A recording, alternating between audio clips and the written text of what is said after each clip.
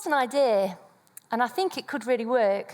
I've had this idea for a while, but it was last November during some COP26 events that I really started to think about it again.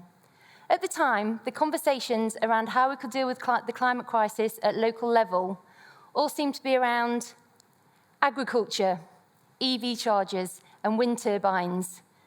And for me, this didn't really resonate. There was something really important missing in this conversation, and that was the human connection, you and me, and what we could do to help. And this left me feeling really frustrated because I have worries, I have ideas, and I know there's lots of us that want to contribute to this conversation. After a long period of giving priority to my children, I recently returned back to university to study a master's in fashion and textiles. And during my master's, I was researching the life cycle of denim, this wonderful material. And this journey took me from the cotton fields through to the production processes, to the shop floor, and finally through to its disposal. And this took me on a journey of sustainability discovery, and I learned so much, and it really was quite a fascinating area.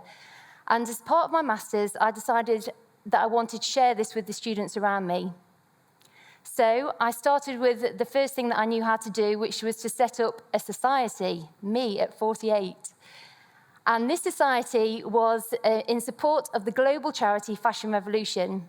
Now, Fashion Revolution are a wonderful charity, and they campaign for greater understanding around the fashion industry and around how it affects people and the environment. And they do a wonderful job.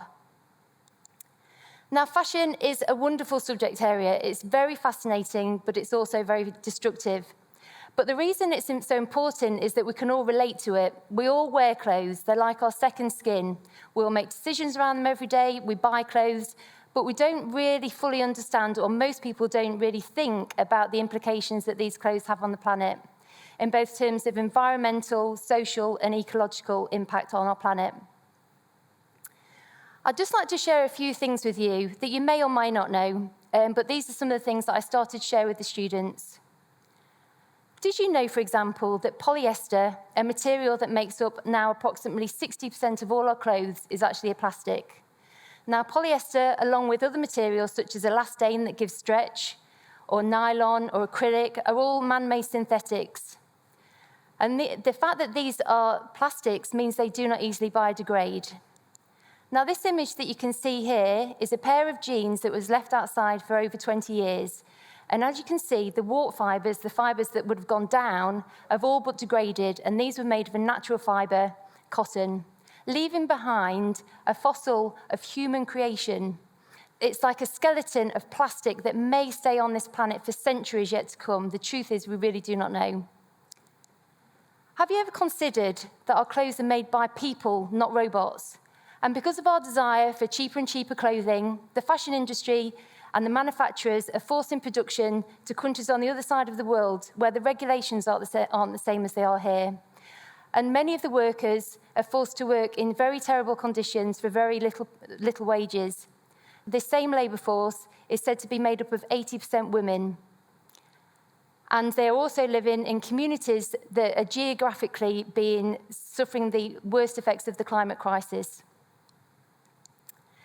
And of the clothes we no longer want, did you know that only 1% is said to be recycled back into clothing? The rest almost always certainly goes into a recycling system that ultimately grades the textile waste. It sends it out to different countries. The lowest levels of waste go out to countries such as Ghana. Here are some pictures of a landfill site which is near the second-hand Cantamanto market in Ghana. As you can see, these landfills are so huge that the clothes are literally spilling into the oceans, and whole communities are having to be displaced to make way for them. And every time we wash our clothes, millions of microfibers are released into the ocean. This is a sample of water that was taken from around the Galapagos Islands. Now, this water that should be so pure and once was, now polluted because of our consumption habits. The fashion industry is responsible for forced labour, for child labour, and all because we want clothing for as little as £1 for a bikini or $10 for a pair of new jeans. Now, sadly, the COVID pandemic put paid to my ideas at university, and so here I was back in my hometown of Lincoln in the United Kingdom, And I was attending these local events, and I was thinking to myself, now I've got an idea of how we can draw more people into this conversation. And the idea I had was Project Fashion Fixed. Now, Project Fashion Fixed would be for the students of Lincoln. The reason I wanted to concentrate on students was twofold. One was because I was coming at this as an ex-student, but secondly, because I'm a mother. I've seen firsthand how the students were brilliant, their talents amazed me, but they were often very shy, and they certainly did better with a little bit of encouragement. And then, as a mother, one of my children is on the autistic spectrum, and I know how scary this world can be, and how with a little bit of nurture and encouragement that these young people can do so much better. The project will be about fashion, but it'll be using this as a tangible subject area, almost like a central pillar that everybody could relate to.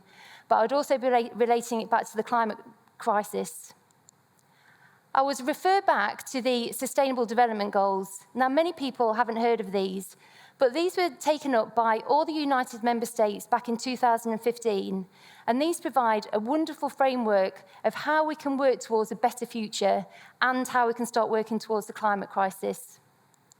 And I was also teach around the area of the circular economy, teaching the students how important it is to keep our clothes in circulation for as long as possible, but also from the design stage, so right from the beginning, and the fact that everything we do and produce has an impact on our planet. So how would I do this? I would go in as a project facilitator.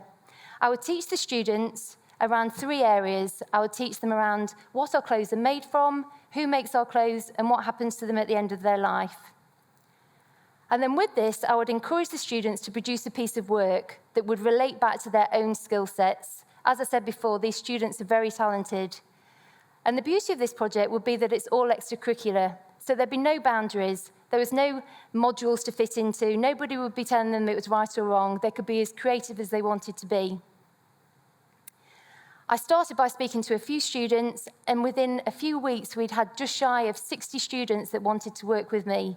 And these were students from across many subject areas. And as I say, it was extracurricular, so it was all their own time that we're giving. And at this time, I also started talking to people within the local community as well. In fact, anybody that would listen to me, I would talk to. And the project started to gain a bit of momentum. Now, Project Fashion Fix was a huge success. It spanned 3 months and culminated in a series of events, exhibitions, publications, and a film that the students made documenting the whole event. We had an exhibition in the university, we had an exhibition in the Central Library, we had dancing in the High Street, we had a clothes swap. Everything that we did was relating back to this area of clothing, sustainability, climate change, but we're trying to make it accessible to the masses. And everybody, I was teaching around the area of each one teach one. So this meant that if I taught them something, if they taught one extra person that, how many people would we start to impact? And on the second week of these final events, and it was the same week that coincided with the Global Fashion Revolution Week, which falls at the same time every year, we held a large sustainable fashion event.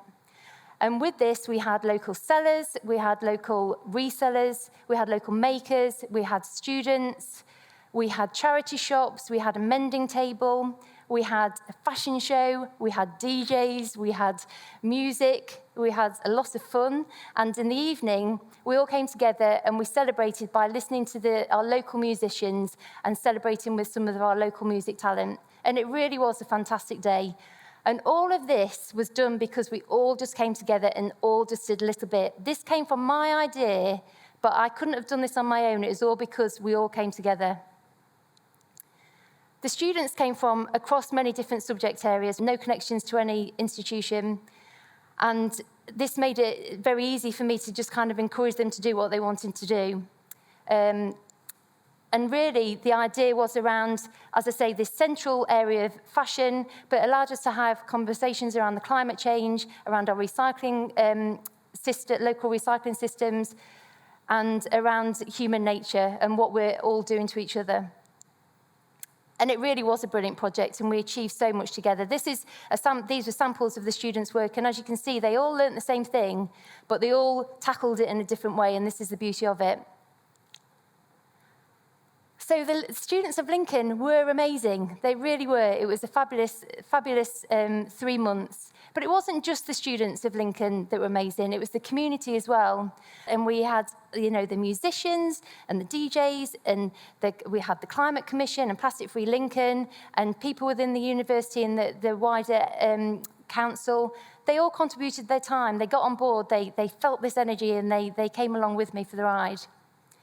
Now, this has got me thinking, if I could have done this, starting from zero, 10 months ago until I'm stood here on the stage today, with no staff, no support, and no budget, what could we do if we all really came together in a community?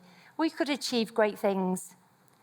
What if our institution started teaching in this sort of way? I think I've proved that it can be done quickly and easy without having to change whole systems, without having to build it into the curriculum. We could run this as an extracurricular project every year. It could be a short 2-month thing, and it can be coinciding with something like the Fashion Revolution Week every year that finishes in April. And what we could also do, which I think is really powerful, is start teaching more about these global goals, this framework of these good things that we can do. Imagine if we taught our students in our schools, colleges, and universities at the beginning of every year about this framework, and we taught them what each one of those 17 goals was, but we taught them about what they actually mean in real terms, what we can do about it. And then at the end of every lesson, we simply refer back to the students. They've done a piece of work, and we say, now, how did that relate back to the 17 Sustainable Development Goals? Can you imagine how quickly the mind shift would change of all our students? And now not only would we be sending out creative, intelligent thinkers out into the workplace, but we'd be sending out responsible citizens that understand that we all have an impact on our world. I've had lots of conversations in the run-up to this event, and somebody said to me recently that the students don't want to learn, but I'm telling you, they really do want to learn. They proved it to me. They gave their time, which is the most precious thing for anyone. And for students, we know how busy they are. A lot of the work that was produced was by third-year students that are extremely busy, but they really wanted to be part of this project, and it was really important to them. We need to offer the students these opportunities to be part of these real-life solutions. And we don't only need to offer the students it, we need to offer our communities it. Because it's not only them that are amazing, and they are amazing as I keep referring to, but there's so many skill sets within the community. I mean, take this room, for example. How many people want to be part of this conversation, and what skills are in this room? We could look at our local recycling systems. We could find the skill sets such as sewing, mending, and repairing, and we could have peer-to-peer learning. We could have cross-generational learning and capture many skills before it's too late and they're gone forever.